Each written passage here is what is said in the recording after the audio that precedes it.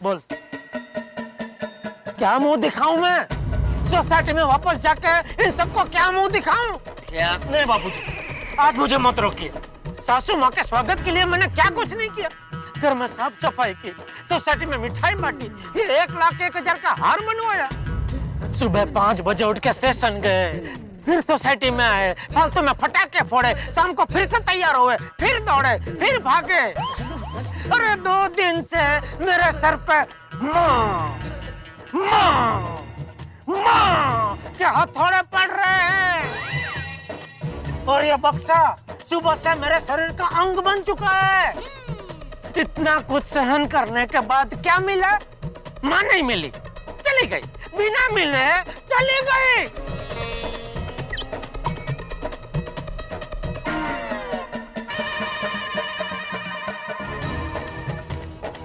नहीं दया, नहीं चलेगा।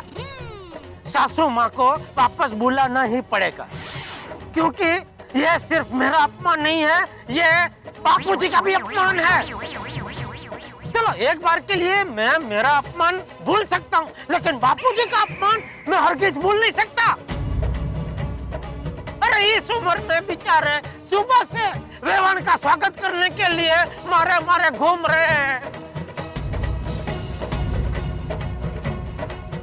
अरे ये टप्पू बेचारा अपने दोस्तों के साथ सुबह से नानी माँ के स्वागत में लगा हुआ है।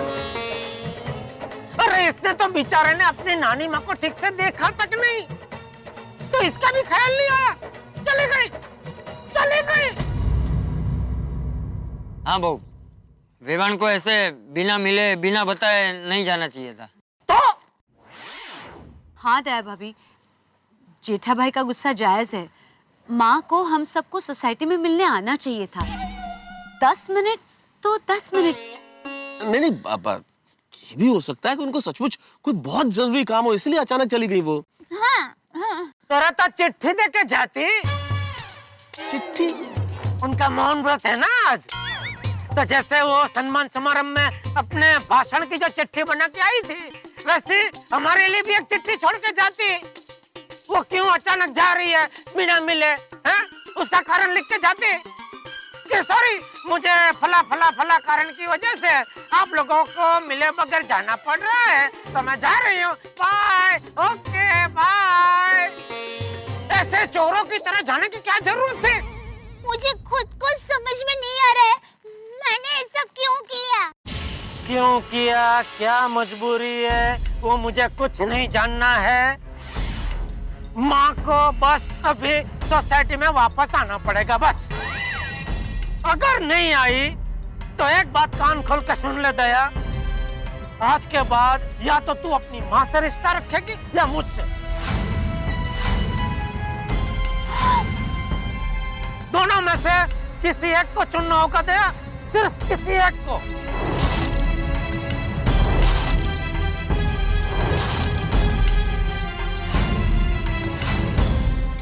पापा, ये आप क्या कह रहे हैं? प्लीज ऐसी सजा मत दीजिए। ये सजा नहीं है दया, ये मेरे अपमान का इलाज है। आज के बाद ना तू माँ को फोन करेगी, ना ही उसका फोन आया तो उसको जवाब देगी। आज तक मैंने ऐसी कई बातें हैं जो मुझे दिल में चुभी है, लेकिन मैंने बड़ा दिल रख के, दिल पे पत्थर रख के सब कुछ सहन कर लिया, लेकिन अभी नहीं, अभी नहीं दया। अभी मैं जवाई का हक मांगूंगा। मुझे मेरी सास चाहिए, मुझे आज मेरी सास चाहिए बस। लेकिन मैं क्या कर सकती हूँ? कहाँ से लाऊं मेरी माँ को? वो मैं कुछ नहीं जानता दया, मैं सिर्फ इतना जानता हूँ कि अगर आज सासू माँ नहीं आई तो मेरा और सासू माँ का रिश्ता खत्म खत्म खत्म खत्म। अहमदाबाद से मेरा रिश्ता खत्म खत्म खत्म खत्म। और अगर तूने सासू माँ के साथ रिश्ता रखा तो मेरा और तेरा रिश्ता भी खत्म खत्म खत्म खत्म खत्म खत्म खत्म।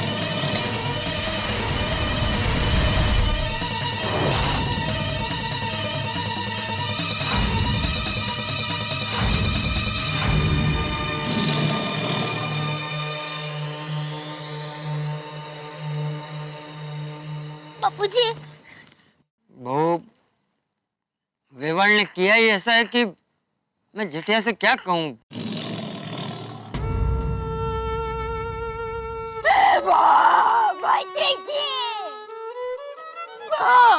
ये तूने मुझे कहाँ फंसा दिया? मैं पति के बगैर भी नहीं रह सकती और तुम्हारे साथ फोन पे बात किए बगैर भी नहीं रह सकती। एक तरफ ममता की छाव है तो दूसरी तरफ सुहाग का साथ है। मैं ममता की छाव के बगैर भी नहीं रह सकती और सुहाग के साथ के बगैर भी नहीं रह सकती। मैं क्या करूं? करूं क्या मैं?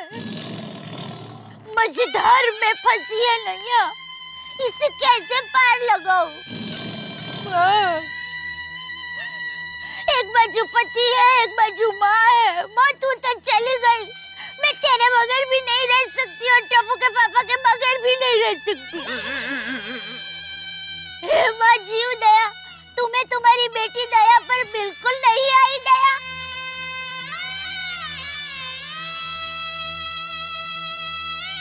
बहू, तू एक काम कर, सुंदर को फोन लगा और उसे कहे कि वेवाण को समझा के सोसाइटी में ले आए, सब कुछ सुलझ जाएगा।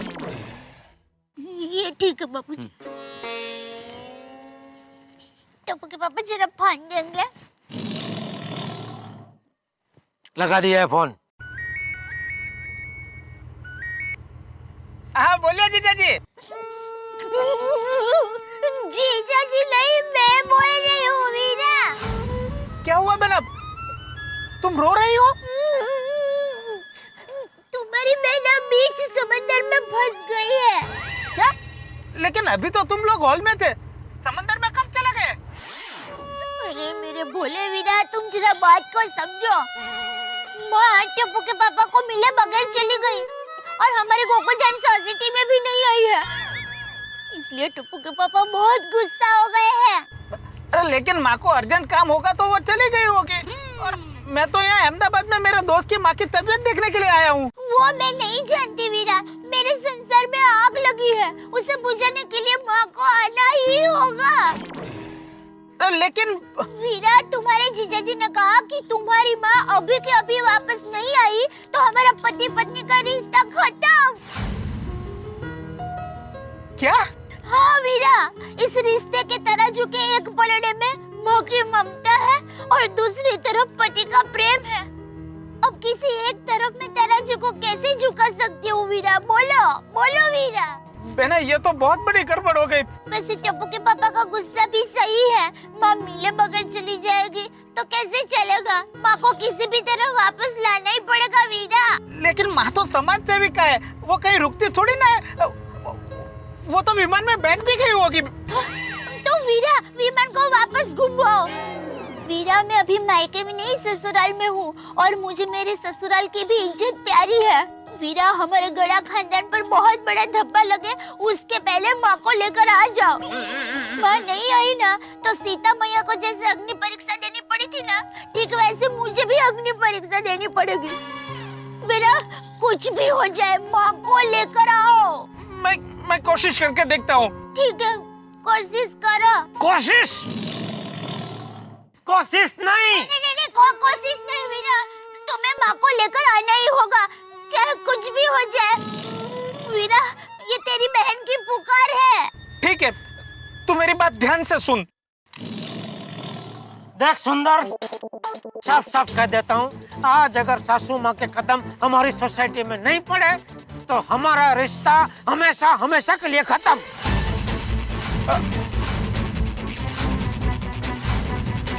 अरे जीजा जी, ऐसी जिद मत करो। और माँ तो नदी जैसी है, वो एक जगह नहीं रुक सकती। और माँ को मैं लेके भी आया तो भी क्या फायदा? और आज तो माँ का मौन व्रत है।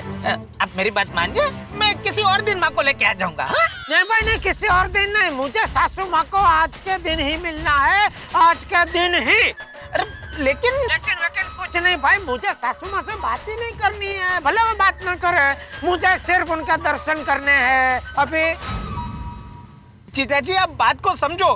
कोई माँ का फोटो खींचे उससे भी माँ को बहुत नफरत है, इसलिए वो लोगों के बीच नहीं आती है। मैं बयानदारी देता हूँ भाई, उनकी कोई फोटो नहीं खींचेगा, बस आज के दिन उनके पावन कदम सोसाइटी में पड़ने चाहिए बस। ठीक है, मैं भेजता हूँ माँ को आपकी सोसाइटी में। आप जरा बेना को फोन देना तो। बहने को कुछ कहने की जरूरत नहीं है, उसको मैं सब कह दूंगा। तू सासू माँ को सोसाइटी में भेज रहा है कि नहीं? ठीक है, भेजता हूँ माँ को। पक्का? हाँ पक्का। ठीक है।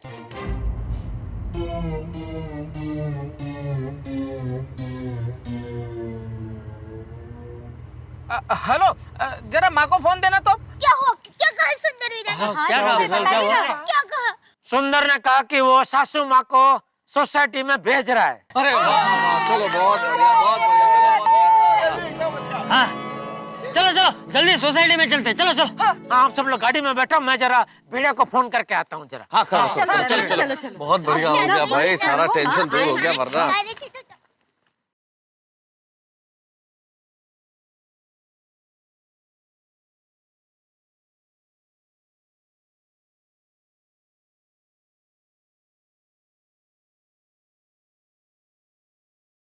हाँ जेठा कहाँ तक पहुँचे? भिड़े अभी हम लोग हॉल से निकल रहे हैं। हाँ वो लोग वहां से निकल गए। सासू माँ हमारे साथ नहीं आ रही है। माँ नहीं आ रही है। कहते माँ नहीं आ रही मतलब? वो जरा अलग से आ रही है। वो मैं सब तुझे वहाँ के समझाता हूँ, तू अभी जरा स्वागत की तैयारी करना भाई। अच्छा अच्छा अच्छा, हाँ ओके ओके ओके ओके। नहीं आ रही माँ आ रही है। अरे भाई डरा दिया। हाँ टेंशन दे दिया भाई तुमने। आज मैं भी अपनी सास का जबरदस्त स्वागत करूंगा। उन्हें पता तो चले कि क्या जमाई मिला है। आज सासू माँ का मौन व्रत है, लेकिन मैं उनका यह मौन व्रत तोड़वा के रहूंगा और उनके तेजस्वी मुख के दर्शन भी सबको करवा के रहूंगा। आइए सासू माँ, पधारिए।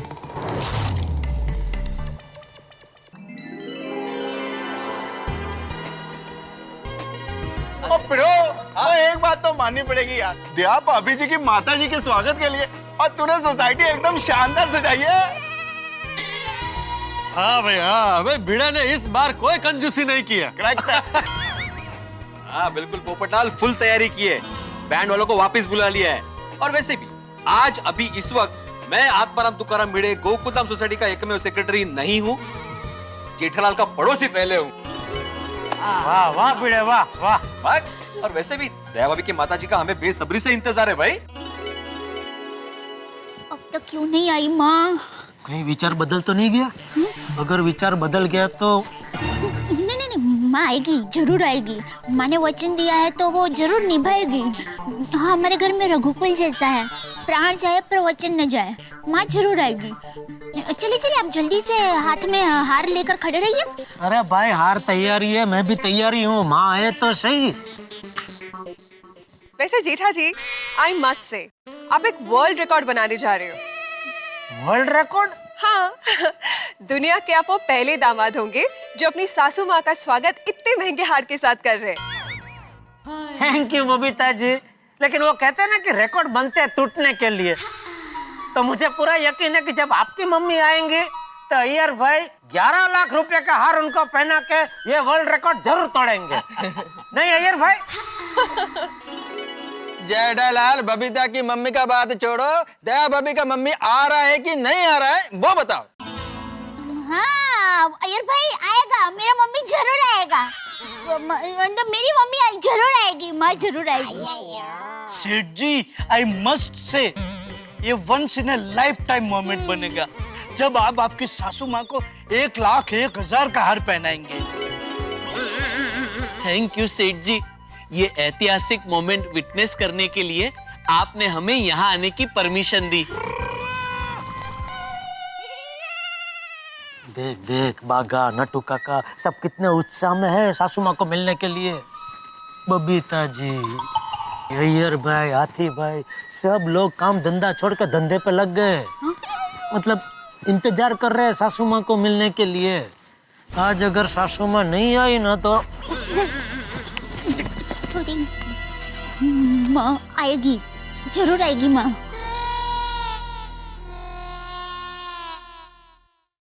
माँ कहाँ हो तुम?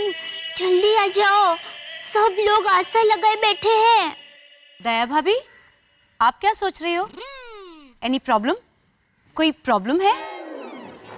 नहीं अजय भाभी, कोई प्रॉब्लम नहीं है। मैं तो बस ऐसे ही सोच रही थी कि आप सब लोग कितने अच्छे हैं, हमारे लिए सुबह से कितनी तकलीफ उठा रहे हैं।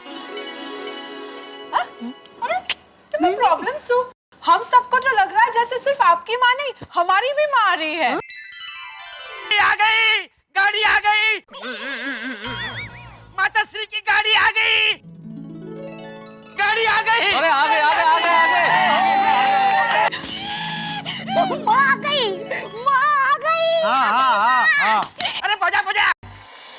अंततः जीवदया बाग के कदम गोकुलधाम सोसाइटी में पड़ गए। जैसे उन्हें अहमदाबाद ले जाने वाला प्लेन यू टर्न मार के गोकुलधाम में आ गया, और स्थिति वैसी है। लेकिन कुल मिला के उनके कदम गोकुलधाम में पड़ चुके हैं और एक बहुत बड़ी दुर्घटना होने से टल गई है। जेठालाल और दया भाभी के रिश्ते में दरार पड़ते पड़ते रह गई। सुंदर ने राखी का फर्ज निभाया है और आखिरकार जेठालाल की जिद के आगे जीवदया बाग को झुकना ही पड़ा। देखना यह है कि गोकुलधाम निवासी किस तरह उन्हें देख के पागल होते हैं। जीवदया बाग का मौन व्रत है। देखना यह भी कि क्या वो अपनी मीठी बोली में दया भाभी को आवाज देती है या अपने दामाद जेठालाल का कोई नया नाम रखती है। भाई हंसते हंसते देखते रहिए मेरे साथ तारक मेहता का उल्टा चश्मा। हर सवाल का जवाब मिलेगा ठहाकों के साथ। देखते रहिए, हंसते रहिए। और हाँ दोस्तों, एक विशेष बात और, जैसा कि आप जानते हैं कि हमारे माननीय प्रधानमंत्री श्री नरेंद्र मोदी ने स्वच्छ भारत अभियान में तारक मेहता का उल्टा चश्मा की पूरी टीम को नॉमिनेट किया और हमने बेहद विनम्रता के साथ इस नॉमिनेशन को स्वीकार किया। और अब तारक मेहता का उल्टा चश्मा की पूरी टीम और इसके निर्माता असित कुमार मोदी, हम सब की ओर से मैं आप सभी को स्वच्छ भारत अभियान के लिए नॉमिनेट करता हूं। आप सब लोग स्वच्छ भारत अभियान में एक महती भूमिका निभा सकते हैं और ये भूमिका निभाने के लिए आपको कुछ नहीं करना, एक बड़ी छोटी सी चीज करनी है। आपको हिस्सा लेना है TMKOC my clean India contest में। और इसमें हिस्सा लेने के लिए अपना घर, अपना मोहल्ला, अपनी सोसाइटी, अपने आसपास की जगहों को साफ रखिए, उनकी फोटो खींचिए और हमारी वेबसाइट www.tmkocmycleanindia.com पे अपलोड कीजिए। हमारी इस वेबसाइट का जिक्र माननीय प्रधानमंत्री श्री नरेंद्र मोदी ने सोशल मीडिया के द्वारा किया है। हम बड़े कृतज्ञ हैं उनके इस वेबसाइट का जिक्र करने के लिए। तो आप देरी मत कीजिए, स्वच्छ भारत अभियान के हिस्से बनिए और आपको मिलेगा तारक मेहता का उल्टा चश्मा के कलाकारों से मिलने का मौका। और हो सकता है आपको गोकुलधाम सोसाइटी में आने का मौका भी मिले। करना कुछ नहीं है, अपने आसपास की जगहों को साफ रखिए, फोटो खींचिए और www.tmkocmycleanindia.com पे अपलोड कर लीजिए। फिर देखिए आप भी बन जाएंगे स्वच्छ भारत अभियान के राजदूत, स्वच्छ भारत अभियान के एक महत्वपूर्ण हिस्से। और यहाँ इस वक्त देखना यह है कि दया भाभी की मां का स्वागत किस तरह से होता है। आप भी उनके स्वागत के लिए तैयार रहिए और कीजिए हमारे साथ उनका स्वागत हंसते हंसते। देखते रहिए मेरे साथ तारक मेहता का उल्टा चश्मा। देखते रहिए, हंसते रहिए।